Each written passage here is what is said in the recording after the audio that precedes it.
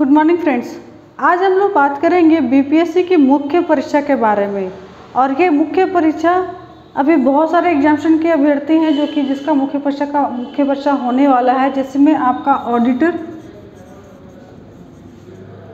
AAO, CDPO, ये 3 examination का mains होने वाला है। प्रीलिम्स हो चुका है। AAO का अभी हाल फिलहाल में हुआ है।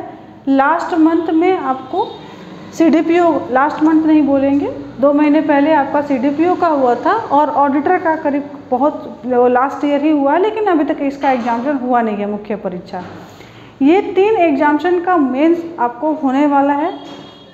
ऑडिटर के बारे में बोला गया है कि सितंबर अक्टूबर में होने की संभावना है, और जो AAO और CDPO है इसका भी आपको अभी 2-3 महीने कम से कम तो समय है। अगर हम तीनों ही एग्जामिनेशन के बारे में देखेंगे तो सबसे पहले ऑडिटर होगा, उसके बाद AAO और CDPO होगा। इसके बाद बारी आ जाएगी 67, जो कि 68 तक जाएगा, क्योंकि 67 का ही अभी प्रीलिम्स नहीं हुआ है। लेकिन फिर भी जो अभ्यर्थी, चूँकि ये आपको पुरानी वैकेंसी है, 1 साल पुरानी 1 साल हो चला है लगभग, तो उसके अभ्यर्थी ऑलरेडी जो प्रीलिम्स की तैयारी कर चुके हैं, या फिर जो लोग लगातार प्रीलिम्स में क्वालिफाई कर रहे थे बट इसका जो मेंस है वो क्वालिफाई नहीं कर रहे हैं, ठीक है, तो वो लोग भी क्या कर रहे हैं, अभी जो मुख्य परीक्षा है उसका तैयारी कर रहे हैं। इसको हम लोग फिलहाल अगर नेगलेक्ट करके चलेंगे तो कोई इशू नहीं है, बट अगर हम सही से देखा जाए तो जो इसके अभ्यर्थी हैं वो इसके साथ में तैयारी कर रहे हैं, इसलिए मैं ना 68 लिख के चल रही हूँ। खैर, हम लोग बात कर रहे हैं मुख्य परीक्षा के बारे में, ठीक है। अब इसमें आप लोग ये नहीं सोचने लग जाएंगे कि 67 तो पीटी ही नहीं हुआ तो मुख्य परीक्षा की क्या बात करें, लेकिन आप जान रहे हो एक वैकेंसी 1 साल पुरानी थी और आप लोग तैयारी कर चुके थे, और अब जो है कि लगातार सिर्फ पीटी की तैयारी करने का कहीं से भी एक तरह से औचित्य नहीं बनता है, क्योंकि एग्जामिनेशन अभी जैसा देखा जा रहा है, संदेह लग रहा है कि अगले महीना में हो, और नहीं हो पाता है तो फिर 2-3 महीने और आपको स्पेयर टाइम मिलते हैं, तो उस कंडीशन में मेरे हिसाब से आपको मेंस की तैयारी करनी चाहिए। तो हम लोग सबसे पहले आज के वीडियो में GS1 और GS2 का देखेंगे।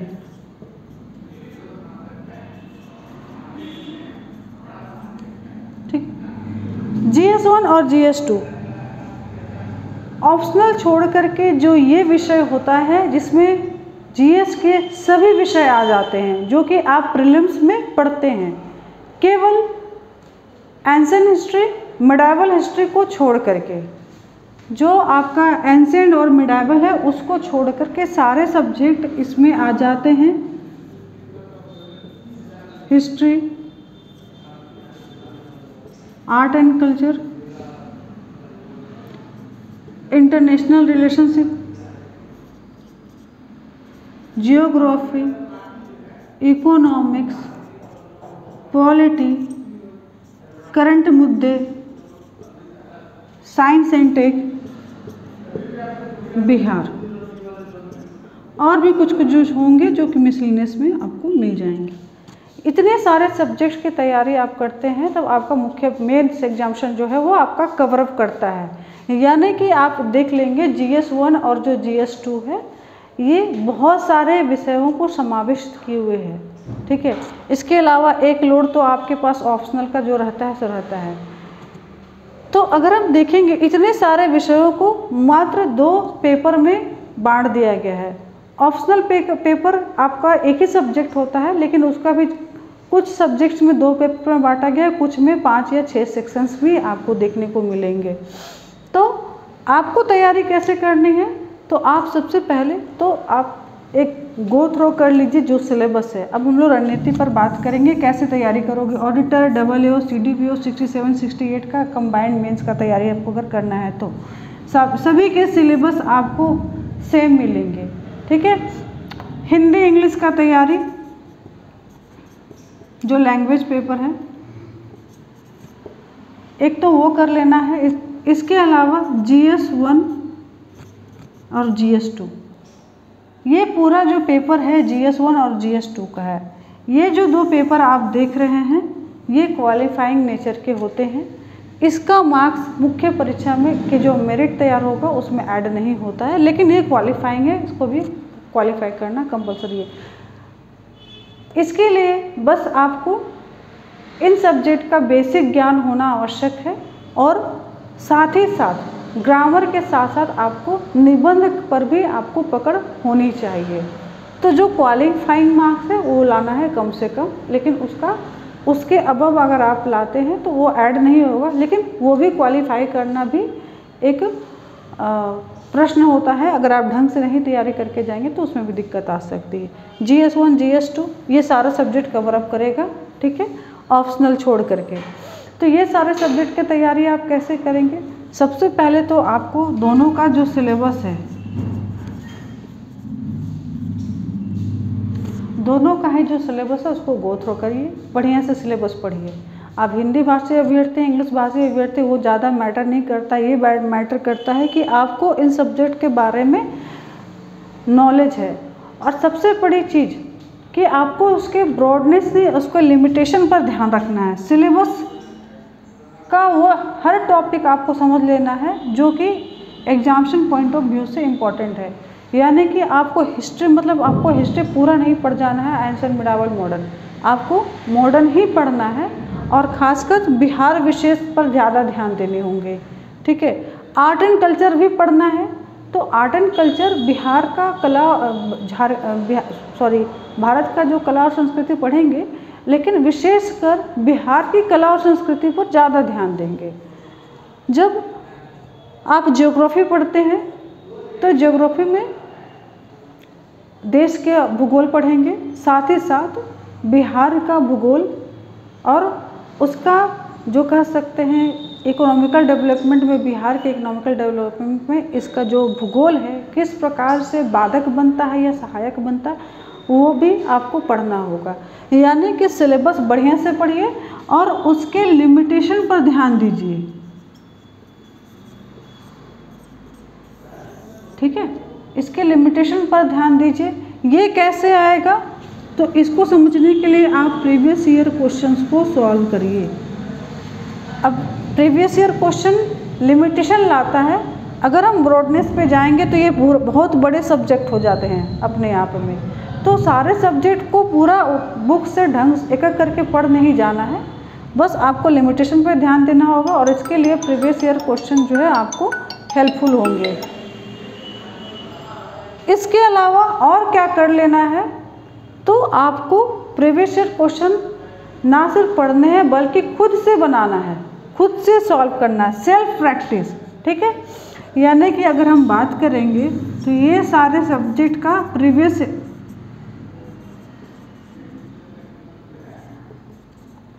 प्रीवियस ईयर क्वेश्चन को सेल्फ प्रैक्टिस करना है, ठीक है। प्रीवियस ईयर क्वेश्चंस के बुक्स आपको मार्केट में अवेलेबल हैं, लेकिन आंसर के साथ दिए हुए हैं, तो इसका एकदम बिल्कुल भी ये मतलब नहीं बनता है कि आप उन्हीं आंसर की कॉपी पेस्ट करिए। अब इसको आप समझेंगे, एग्जाम्पल के तौर पे मैं 67 BPSC लेती हूँ, 6 लाख प्लस अभ्यर्थी पार्टिसिपेट करेंगे, ठीक है, 800 के बराबर सीट है। अगर इसका 13, 14, 15 टाइम्स भी जाएंगे तो करीब करीब 14 से 15,000 रिजल्ट होगा। फिर भी मैं 15,000 लेकर चल रही हूँ। 15,000 जो एस्पिरेंट हैं ये क्वालिफाई करेंगे। क्या क्वालिफाई करेंगे? प्री जब ये क्वालिफाई करेंगे इतने हज़ार लोग, आपको पता है मार्केट में सिलेक्टेड बुक है, 1 या 2 बुक है, ठीक है। तो जो सिलेक्टेड बुक है उन्हीं से सारे क्वेश्चन आपको मिल जाते हैं, उन्हीं में सारे क्वेश्चन मिल जाते हैं। तो वो सारे क्वेश्चन को अगर गिना चुना 1-2 बुक अगर आप लेते हैं, मैं तो मेरे हिसाब से 2 या 3 पब्लिकेशन क्या है, बट लेकिन जनरली आप देखा जाएगा तो 2 आपको इजीली दिखता है।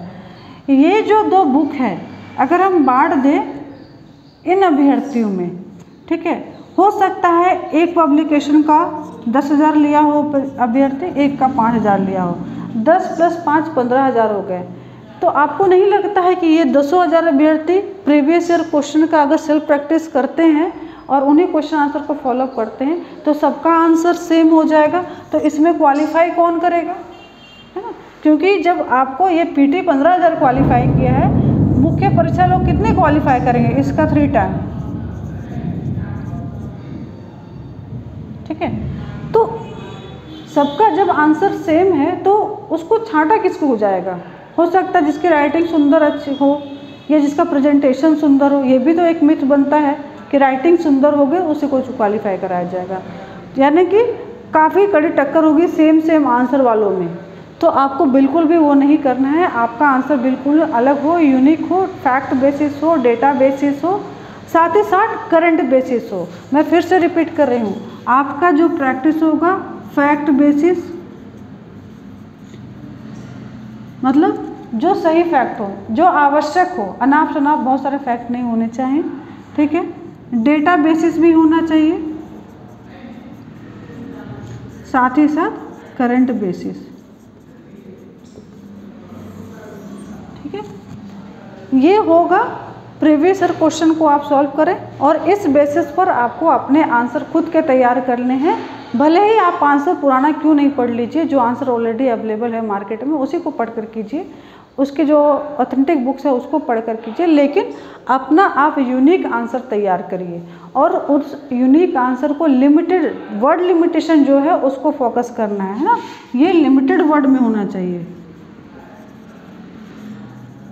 ठीक है। ध्यान रखेंगे वर्ड्स का लिमिटेशन बहुत ज़्यादा इंपॉर्टेंट है, जितना ज़रूरी है उतना ही आंसर करेंगे। 400 वर्ड्स मतलब 4 से 450 तक जा सकता है या फिर 350 तक भी रह सकता है, लेकिन 400 का मतलब कहीं भी ये 600 वर्ड नहीं होता है, ठीक है। तो आपको इन चीज़ों को ध्यान रख करना, तब जा करके अपनी प्रैक्टिस करिएगा और प्रीवियस ईयर क्वेश्चन को बहुत अच्छे तरीके से आप सॉल्व कर लेंगे। इस वीडियो में इतना ही, और हमारे द्वारा जो क्लासेस चलाए जा रहे हैं इन चारों ही पेपर के मुख्य परीक्षा का GS1 GS2 का क्लास चलाया जा रहा है, साथ ही साथ कुछ चुनिंदा ऑप्शनल पेपर के भी क्लासेस दिए जा रहे हैं। ये ऑनलाइन और ऑफलाइन दोनों ही मोड में है। डिस्क्रिप्शन बॉक्स में आपको कॉन्टैक्ट, डिस्क्रिप्शन बॉक्स में आप देखेंगे तो मेरा मोबाइल नंबर लिखा हुआ है, आप वहाँ से कॉन्टैक्ट करके क्लास के लिए इंक्वायरी ले सकते हैं। बाकी रांची में हमारा फिजिकल इंस्टीट्यूशन है, आप यहाँ पे भी इंक्वायरी कर सकते हैं और क्लासेस के लिए यहाँ पर आप लोग रेगुलर आ सकते हैं। Thank you, thanks for watching videos.